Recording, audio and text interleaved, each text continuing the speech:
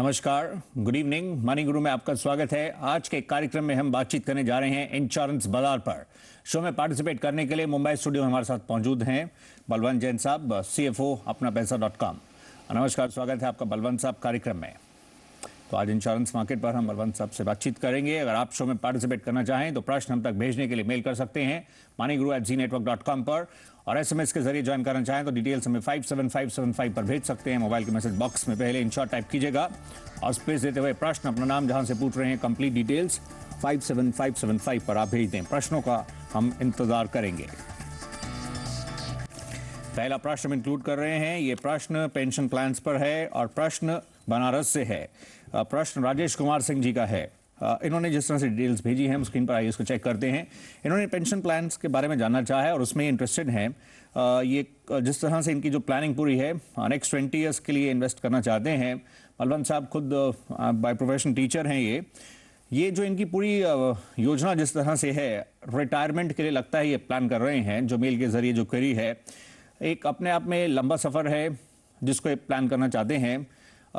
Somehow ये आप इनको किस तरह से राय देना चाहेंगे, क्योंकि रिटायरमेंट प्लानिंग में इम्पॉर्टेंट एक ये जर्नी रहती है। जिस तरह का आज ये लाइफस्टाइल व्यतीत कर रहे हैं, रिटायरमेंट के बाद पोस्ट रिटायरमेंट भी सब कुछ ठीक रहे, उसकी प्लानिंग तो इम्पॉर्टेंट है, लेकिन उसमें विकल्प कई सारे रहते हैं। पेंशन सुन के भी जिस तरह से लोग पेंशन प्लान्स की तरफ आगे बढ़ते हैं, आप इसको किस तरह से वे करना चाहेंगे और कैसे समझाना चाहेंगे? देखिए सौरभ जी, ऐसा है कि राजेश जी को अपने रिटायरमेंट के लिए पैसा इकट्ठा करना है, जिससे उनको लगता है कि रिटायर होने के बाद उनको नियमित रूप से कोई ना कोई आय शुरू हो जाए। तो इसके लिए जरूरी नहीं कि कोई पेंशन प्लान या जिस प्रोडक्ट के साथ में रिटायर लिखा हो उसमें इन्वेस्ट किया जाए। उनके पास में 20 साल का समय है, उनको 20 साल में अपना रिटायरमेंट के लिए फंड एक्यूमुलेट करना है। मेरा तो सुझाव रहेगा कि कोई फाइनेंशियल प्लानर की एडवाइस लेके वो डिटरमाइन करवा लेगा कि उनको कितना पैसा लगेगा आज का जो उनका लिविंग स्टैंडर्ड है उसके हिसाब से। पर मेरा सजेशन रहेगा कि उनको 90% जो म्यूचुअल फंड की जो स्कीम्स है, इक्विटी की स्कीम्स, और 10% है वो PPF में डालना चाहिए। और मेरा सजेशन रहेगा उनको कि जो प्रोडक्ट फ्रैंकलिन की जो ब्लू चिप है, HDFC का इक्विटी है और ICICI प्रूडेंशियल का डिस्कवरी प्लान है, इनको कोई भी इंश्योरेंस कंपनी का कोई भी प्रोडक्ट मेरी राय में नहीं लेना चाहिए, क्योंकि उसमें 2-3 चीज़ें। एक तो जैसे कोई इंश्योरेंस कंपनी से इन्होंने ले लिया तो उसमें जो रिटर्न है वो बहुत कम आता है, 5-6% के आसपास आता है। दूसरा जो डिसएडवांटेज है कि जब उनका ये सुपर एन्यूएशन की एज पे पहुंच जाते हैं तो उनको उसी इंश्योरेंस कंपनी से एन्युटी खरीदनी पड़ती है। जी, तो आपके अकॉर्डिंगली ये आपकी राय है, ऐसे बढ़ना चाहिए। समहाउ ये जो हमने देखा है, इस क्षेत्र में कई सारे बदलाव हुए हैं और रेगुलेटर की तरफ से इन्वेस्टर फ्रेंडली इनिशिएटिव्स लिए गए हैं। आपने इस तरह से बताया, वो आपके अकॉर्डिंगली ज़्यादा बेटर आपको लगता है, वो एक विकल्प रह सकता है। इसमें पेंशन्स में तो खासकर वैसे ही अभी विकल्प भी बहुत सारे नहीं हैं। आप NPS को भी किस तरह से देखना चाहेंगे, जहाँ तक इसको लेकर जो पुश किया जा रहा है आजकल, और रिटायरमेंट के लिए ये आपको किस तरह से प्रोडक्ट लगता है?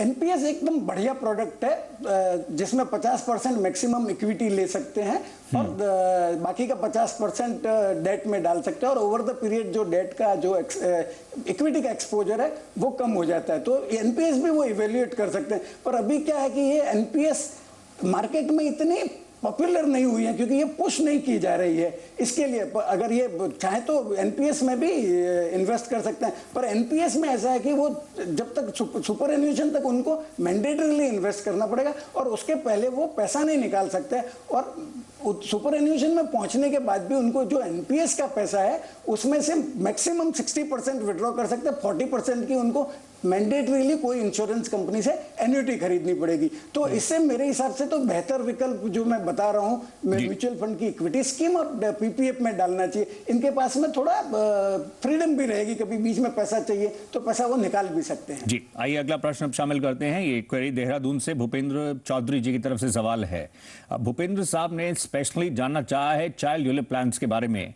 बलवंत साहब, आपने जिस तरह से कुछ देर पहले भी आपकी जो राय रही, आप इनको किस तरह से बताना चाहेंगे? ये इनफैक्ट जो पूरी प्लानिंग कर रहे हैं, इन्होंने मेंशन किया है जो एज है इनकी डॉटर की 10 ईयर्स, यानी ये जो आप इन्वेस्टमेंट के आगे प्लान कर रहे हैं 10,000 पर मंथ, जो इनिशियल ईयर्स थे इन्वेस्टमेंट के वो तो कुछ मिस हो चुके हैं, लेकिन अभी भी ये जो पूरी प्लानिंग कर रहे हैं, आप इनको फिर किस तरह से समझाना चाहेंगे? ये जिस तरह से इस प्रेजेंट फॉर्मेट में यूलिप प्लान जो चाइल्ड के हैं, जो लॉन्ग टर्म के लिए रहते हैं, इनका गोल भी लॉन्ग टर्म के लिए ही है। तो वो वर्सेस जैसे आप कुछ देर पहले एमएफ्स का जिक्र कर रहे थे, mutual funds plus term plan अपने लिए लें, वो कॉम्बो, ये किस तरह से आप इनके समक्ष रखना चाहेंगे?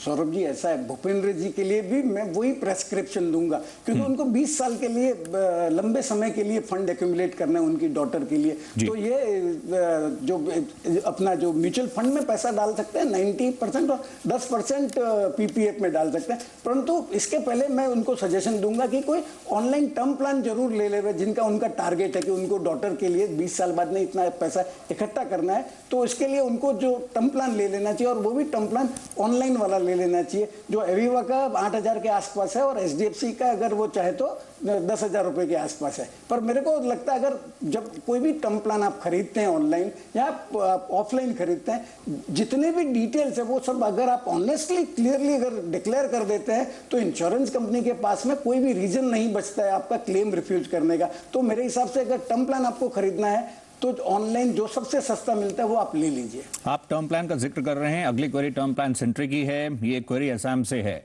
और ये प्रश्न है नूरुल आलम जी का, वो इस समय लाइन पर मौजूद हैं। नूरुल साहब, आपका स्वागत है।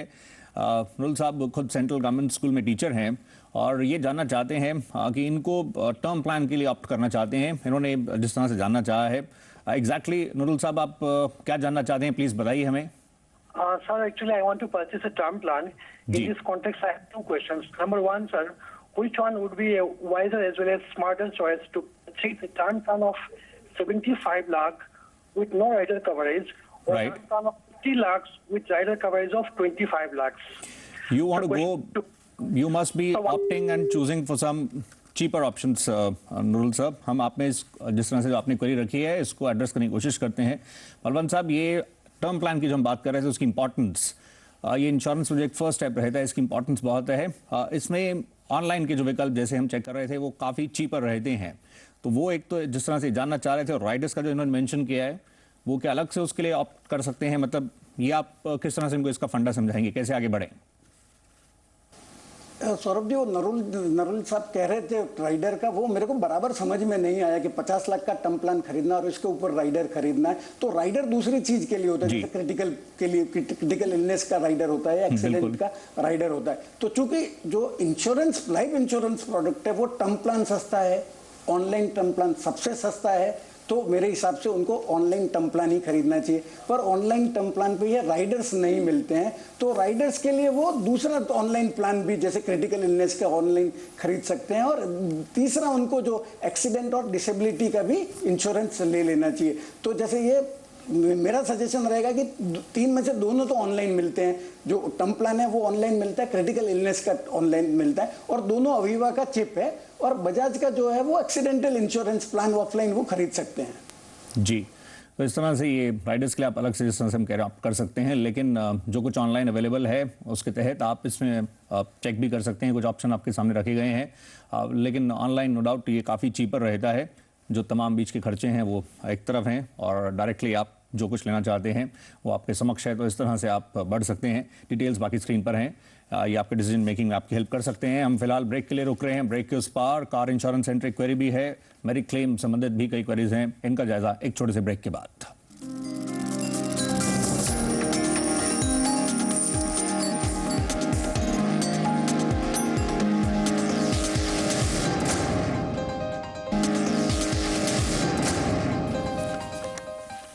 Welcome back. आज हम बातचीत कर रहे हैं इंश्योरेंस बाजार पर। शो में पार्टिसिपेट कर रहे हैं अपना पैसा से बलवंत जैन साहब, और अगला प्रश्न शामिल कर रहे हैं। इससे पहले व्यूअर्स को बता देते हैं, आप कार्यक्रम में हिस्सा लेना चाहते हैं तो अपने प्रश्न या सुझाव आप हमें मेल और SMS के जरिए भेज सकते हैं। डिटेल स्क्रीन पर है, ये हमारी ईमेल आईडी है जिस पर आप अपनी जो भी क्वेरीज हों या सजेशंस हों शो के लिए, किस तरह से इसको और इम्प्रूव करें, इन्फॉर्मेटिव बनाएं, आपके लिए बेहतर बने, तो इस तरह से आप भेज सकते हैं। SMS के जरिए life insurance, journal insurance centric जो भी क्वेरीज हों, कहीं भी बैठे हैं तो इस तरह से भेज सकते हैं, हम आपसे फिर कॉन्टैक्ट इस्टेब्लिश करेंगे। अगला प्रश्न है, ये क्वेरी इंटरेस्टिंग है। ये प्रश्न DK सिंह जी की तरफ से है, दिल्ली से है, वाया SMS है, कार इंश्योरेंस पर जानना चाह रहे हैं। आइए इसको स्क्रीन पर चेक करते हैं। इन्होंने जानना चाहा है इनकी जो कार का जो इंश्योरेंस है वो अभी 3 महीने पहले एक्सपायर हो चुका है, ये कहीं अब्रॉड गए थे, वापस आए हैं, तो अब ये जानना चाहते हैं इनको स्पेसिफिकली जब इन्होंने इंश्योरेंस कंपनी से कॉन्टैक्ट किया है तो कहा गया है कि इसका सर्वे होगा कार का एंड फिर वो प्रोसेस आगे मूव करेगा। बलवंत साहब, इसमें आप कैसे इनको समझाएंगे? एक तो फर्स्ट ऑफ ऑल क्योंकि इंश्योरेंस नहीं है तो इसको कार को ड्राइव ना करें, वो एक्सट्रीमली रिस्की होगा। लेकिन ये जो बात कर रहे हैं वो कंपनीज तो जनरली ये 3 महीने की बात कर रहे हैं, कुछ दिन भी अगर बीत जाते हैं तब भी वो सर्वेयर भेजकर इंस्पेक्ट कराते हैं, कंडीशन देखते हैं, एवेल्युएट करने के बाद प्रीमियम तय होते हैं। तो वो कंपनी अपनी तरफ से ठीक ही कह रही है, उसको लेकर ये आगे बढ़ें, कोई उसमें इनको इतनी चिंतित तो नहीं होना चाहिए। देखिए सौरभ जी, ऐसा है कि जो सिंह साहब बता रहे हैं कि इंश्योरेंस कंपनी ने उनको कहा है कि वापस इंस्पेक्शन होगा कार का, क्योंकि इनका इंश्योरेंस तो एक्सपायर हो गया और ये जनरल इंश्योरेंस है वो 1 साल के लिए है, और हेल्थ इंश्योरेंस में 15 दिन का ग्रेस पीरियड भी होता है। परंतु अगर उस 15 दिन में अगर कोई क्लेम हो तो नहीं मिलता, और मोटर कार इंश्योरेंस में तो मेरे हिसाब से 1 दिन का भी ग्रेस नहीं है। तो उनको इंश्योरेंस कंपनी वापस इनकी कार का इंस्पेक्शन वगैरह करेगी, और अगर इंश्योरेंस नहीं है तो मेरे हिसाब से कार को रोड पे ले जाना भी इलीगल है। तो उनको कार भी जब तक इंश्योरेंस नहीं हो तब तक ड्राइव भी नहीं करनी चाहिए बाहर ले जाके। जी, कई बार ऐसा भी देखा गया है, कुछ एनसीबी अगर आप बेनिफिट्स मिल रहे हैं और बीच में कुछ गैप आ जाता है उसके बाद तो वो बेनिफिट्स भी चले जाते हैं। मतलब बेटर ये है आप वो रिन्यूअल से पहले जो तारीख है उससे पहले ये सुनिश्चित करें कि प्रोसेस स्मूथली आगे बढ़े, वो आपके लिए बेटर है। अच्छा बलवंत साहब, जिस कंपनी के साथ इनका पहले चल रहा था ये इंश्योरेंस, मोटर इंश्योरेंस, उसी के साथ ही मतलब ये अगर इनको स्मूथ सब चल रहा है उसी से कॉन्टैक्ट करते हुए आगे बढ़ें? मतलब बेशक वो पिछले बेनिफिट्स नहीं है, बीच में गैप आया है, लेकिन उन्हीं के साथ आगे बढ़ें तो वो ज़्यादा बेटर रहेगा क्या? नहीं, अभी देखिए जैसे जो बेनिफिट वगैरह हैं वो तो लैप्स हो गए हैं, तो इनको जब भी जो सस्ता मिलता है, वैसे इसमें बहुत ज़्यादा कंपटीशन है मोटर कार इंश्योरेंस में, तो बहुत ज़्यादा फर्क नहीं पड़ेगा। फिर भी अगर उनको कोई दूसरी इंश्योरेंस कंपनी सस्ता देती है तो उनको वहाँ से इंश्योरेंस ले लेना चाहिए। जी, आइए अब अगला सवाल हम शामिल करते हैं। ये प्रश्न है सुरेश कुमार जी का। ये प्रश्न सिंगरौली मध्य प्रदेश और HDFC लाइफ से सेंट्रिक इनकी क्वेरी है। HDFC लाइफ के इंश्योरेंस प्लान का इन्होंने मेंशन किया। इन्होंने जिस तरह से इनकी जो क्वेरी है, हमने देखा है कई इंडिविजुअल्स ऐसे होते हैं प्रीमियम्स दिए कुछ साल, उसके बाद अब बीच में इन्होंने स्टॉप कर दिया। इसमें क्या इनकी सोच रही, हम इनसे कॉन्टैक्ट एस्टैब्लिश करने की कोशिश कर रहे हैं। ये हमारे साथ इस समय लाइन पर मौजूद हैं। सुरेश साहब, आप हमें बताइए आपने इस प्रोडक्ट को चूज क्यों किया था? पहले तो ये बताइए, जो आपने इतने साल प्रीमियम दिए और फिर बीच में रोक दिया। ये हमको कहीं से पता चला, आपके HDFC के ही मैनेजर थे जी, वो मेरे दरवाजे आए थे कि एक स्कीम ले लीजिए 50,000 पर ईयर वाला। तो हम बोले कि ये जो हम लिए हुए हैं, तो बोले जितना इसमें लिखा हुआ है ये उतना सम एश्योर्ड नहीं मिलेगा कुछ। जी, तो आप अभी एग्जैक्टली स्टेटस क्या है? मतलब आप कंफर्टेबल नहीं है, और आप इतने साल तो दे चुके हैं, अब आपका लास्ट हम देख रहे थे जो फाइनल प्रीमियम 2014 में है, दिसंबर में। हाँ। तो आप पूरा टेन्योर कंप्लीट नहीं करना चाहते थे? आपको राय दिलवाते हैं बलवंत साहब, ये जब इतने साल दिए हैं, एक प्रोडक्ट को चूज किया, इंश्योरेंस है भी लॉन्ग टर्म, जब बड़े इनिशियली देख लें आपको वो सूट करता है, आपके रिक्वायरमेंट जो गोल्स हैं उनको फुलफिल कर रहा है नहीं, आप इतने साल दे के बीच में अगर जाएंगे तो खुद का ही इसमें इनका लॉस हो सकता है। तो ऐसे में इनको भी और बाकी व्यूअर्स को भी आप कैसे समझाना चाहेंगे? देखिए सूरज जी को मैं ये बताना चाहूँगा कि चूंकि अभी सिर्फ तीन प्रीमियम ही बची है इनके, तो अभी इनको डिसकंटिन्यू नहीं करना चाहिए। नहीं तो अभी अगर डिसकंटिन्यू करेंगे तो उनको बहुत ज़्यादा पैसा कट जाएगा। पर मेरा सजेशन रहेगा कि और व्यूअर्स के लिए भी कि कभी भी आप इन्वेस्टमेंट और इंश्योरेंस दोनों को मिक्स नहीं करें, दोनों के लिए अलग अलग प्रोडक्ट खरीदें। जी, तो ये इनफैक्ट ये आपके लिए राय है। हम फिलहाल इसी नोट पर एक और ब्रेक के लिए रुक रहे हैं। हम जल्दी लौट कर आएंगे, कुछ और प्रश्न हैं आखिरी सेगमेंट में, उनको शामिल करेंगे बस कुछ ही देर में।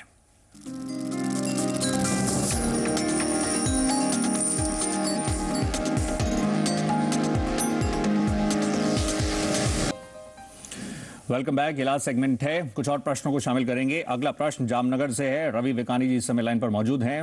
रवि जी, हम देख रहे थे आपको, जिस तरह से आपने बताया डॉक्टर की तरफ से एडवाइस किया गया है IVF ट्रीटमेंट अंडरगो करने के लिए। इसमें स्पेशली आप हमें बताइए, आपके ग्रुप में जैसे आपने बताया ये नहीं है, तो इंडिविजुअल्स में भी आपने कुछ ट्राई किया? मतलब उसको लेकर भी इसका कवरेज तो मुश्किल होगा। मतलब आप क्या एग्जैक्टली आपकी क्वेरी है, बताइए हमें प्लीज।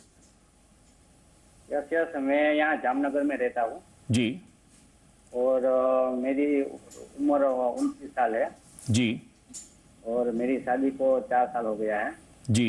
बराबर। तो ये डॉक्टर ने आईवीएफ ट्रीटमेंट के लिए बोला है, तो कोई भी ये हेल्थ इंश्योरेंस ऐसी कंपनी है कि जो मैं ले सकूं और वो उसका मुझे बीमा कवर मिल सके? ओके, आप ढूंढ रहे हैं कोई ऐसा विकल्प मिल सके। अभी एज ऑफ नाउ हमारे यहाँ पर बलवंत साहब बताएंगे। बलवंत साहब, इसको लेकर तो कवरेज मुश्किल होगा, ये जो तलाश रहे हैं ऑप्शन। देखिए रवि साहब, ऐसा जहाँ तक मेरी जानकारी है कि कोई भी इंश्योरेंस कंपनी जो इनफर्टिलिटी का जो ट्रीटमेंट है उसका कोई भी पैसा नहीं देती है, मतलब कोई भी ये हेल्थ इंश्योरेंस में कवर नहीं होते हैं। तो ये जो कॉस्ट है वो तो आपको खुद को ही बियर करनी पड़ेगी। इवन प्रेगनेंसी भी कवर नहीं होती है, वो ग्रुप इंश्योरेंस में कवर हो जाती है। और इंडिविजुअल में अगर है तो उसमें कुछ वेटिंग पीरियड के बाद होती है मैटरनिटी बेनिफिट जो हैं, लेकिन इसको लेकर तो अभी कवरेज इस तरह से नहीं है। आखिरी प्रश्न आइए हम शामिल करेंगे। ये प्रश्न ग्रुप मेडिक्लेम पर है और ये प्रश्न अजय वर्मा जी की तरफ से गुड़गांव से है। इनका सवाल जो है, इन्होंने मेंशन किया, इनका एक जो एम्प्लॉयर की तरफ से ग्रुप मेडिक्लेम जो ऑफर किया जा रहा था उसमें अभी कुछ समय पहले तक इनके पेरेंट्स को कवरेज था, लेकिन अब एम्प्लॉयर ने जो इंश्योरेंस कंपनी है वो चेंज की है, जिसकी वजह से अब इनके पेरेंट्स को कवरेज नहीं मिल रहा है। इनको किस तरह से आगे बढ़ना चाहिए? बलवंत साहब, अब जो भी नई इंश्योरेंस कंपनी जो ग्रुप मेडिक्लेम यहाँ पर ऑफर कर रही है, इनके ऑर्गेनाइजेशन में इनके एम्प्लॉयर और उस इंश्योरेंस कंपनी के बीच में जो भी जिन टर्म्स एंड कंडीशंस पर ये नया कॉन्ट्रैक्ट हुआ है उसमें अगर पेरेंट्स कवर्ड नहीं है तो उसमें इनके पास इंडिविजुअली वैसे तो मतलब ये उसमें ज़्यादा पुश नहीं कर पाएंगे, पर फिर भी मतलब ये कैसे इनको बढ़ना चाहिए, क्योंकि इसकी इंपॉर्टेंस बहुत ज़्यादा है, स्पेशली इस उम्र में जब मेडिकल इंश्योरेंस और ज़्यादा इंपॉर्टेंट हो जाती है।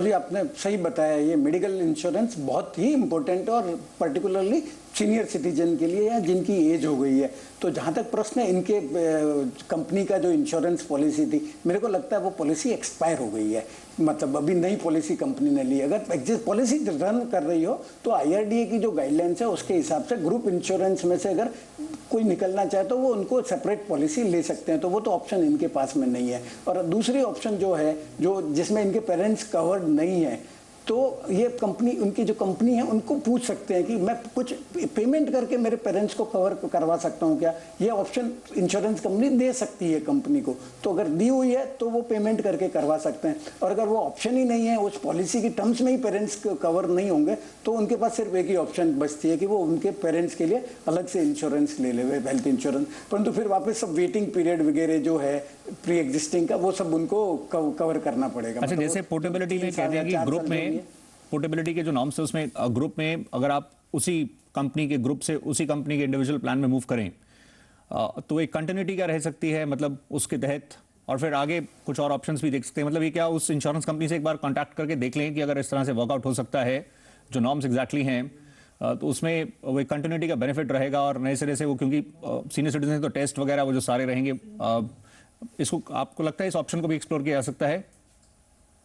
वो तो मैंने सौरभ जी आपको बताया ना कि अगर पॉलिसी एक्सपायर नहीं हुई है तो आप रिन्यूअल के पहले आप पोर्टेबिलिटी करवा सकते हैं। अभी ये तो लगता है पॉलिसी एक्सपायर हो गई और कंपनी ने दूसरी इंश्योरेंस कंपनी से पॉलिसी ली है, तो अभी वो पोर्टेबिलिटी वाला ऑप्शन ही नहीं बचा इनके पास में।